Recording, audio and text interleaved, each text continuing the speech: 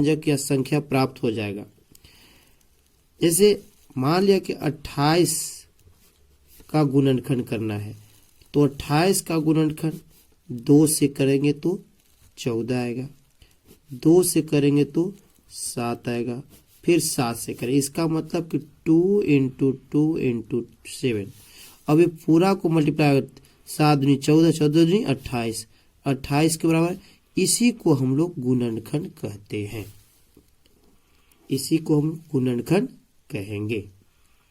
ठीक है।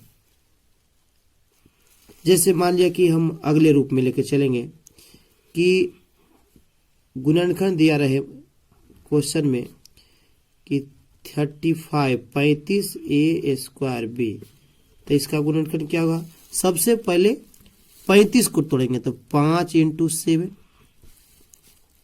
इंटू ए, तो ए गुने ए इंटू बी, ये आपका गुणनखंड हो गया। ठीक है। उसी प्रकार मान लिया जाए एक और क्वेश्चन 28 ए बी स्क्वायर लिए,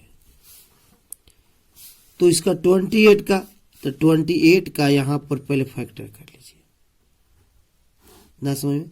तो 2 से तो 14, 2 से तो 7, इसका मतलब 2 इंटू 2 इंटू 7 इंटू ए इंटू बी, ये आपका ए गुणनखंड हो गया। ठीक है। तो इसी को हम गुणनखंड बोलते हैं। अब जितना से बड़ा होगा वो हम लोग गुणनखंड को देख लेंगे, एक गुणनखंड करके। तो ये गुणनखंड विधि से हम लोग जानते हैं। देखिए इसमें हम लोग एक क्वेश्चन लेके चलते हैं कि 27x और 15x का गुणनखंड कौन है। तो सबसे पहले हम तोड़ेंगे 27x का, तो 27 तो 3 इंटू 3 इंटू 3, 3 3 9 9 27 गुने x। और 15 का गुणनखंड, तो 15 का भी 3 इंटू 5। अब इसमें दोनों में जो मील है, दोनों में है, यही अभिष्ट गुणनखंड यही आया।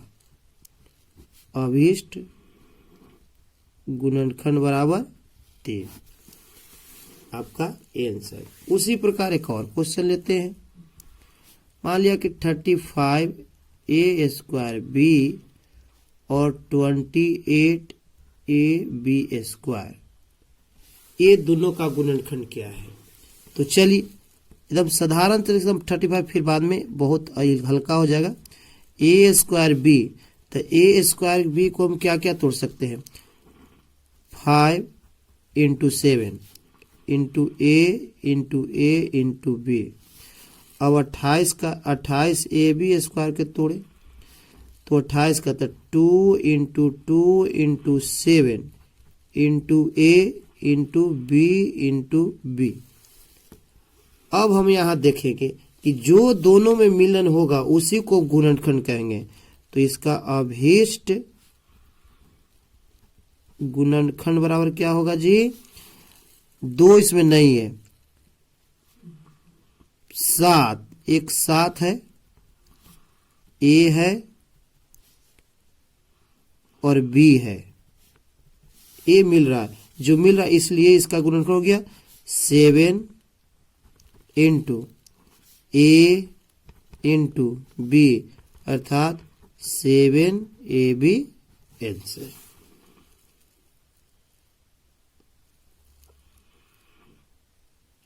कोई दिक्कत? तो चलिए और एक दो क्वेश्चन लेके चलते हैं, हम लोग देखते बढ़ते हैं, क्वेश्चन और चलते हैं। ले लिया 12 a b 18 a square b और 24 ए बी सी। तो इसका भी हम लोग को गुणनखंड निकालना है। तो क्या होगा? सबसे पहले हम निकाल लेते हैं 12 ए बी का, तो 2 इंटू 2 इंटू 3 इंटू ए इंटू बी।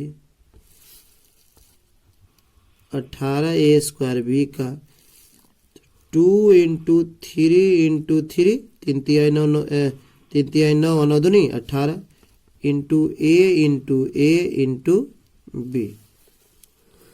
ठीक है। उसी प्रकार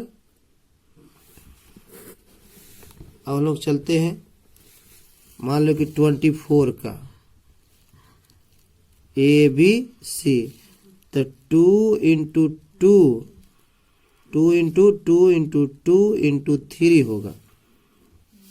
तो 2 दूनी 4, 4 दूनी 8, 8 तिहाई 24 into A into B into C। अब तीनों में कौन मिलता है? तो एक मिला ए मने 2 2 2।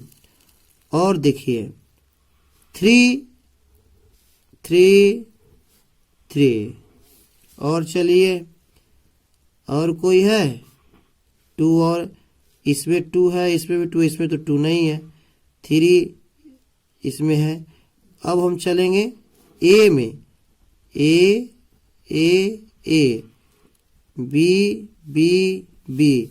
इसका मतलब कि इसका गुणनफल गया 2 3 2 3 a b 6 a b answer, 6 a b answer.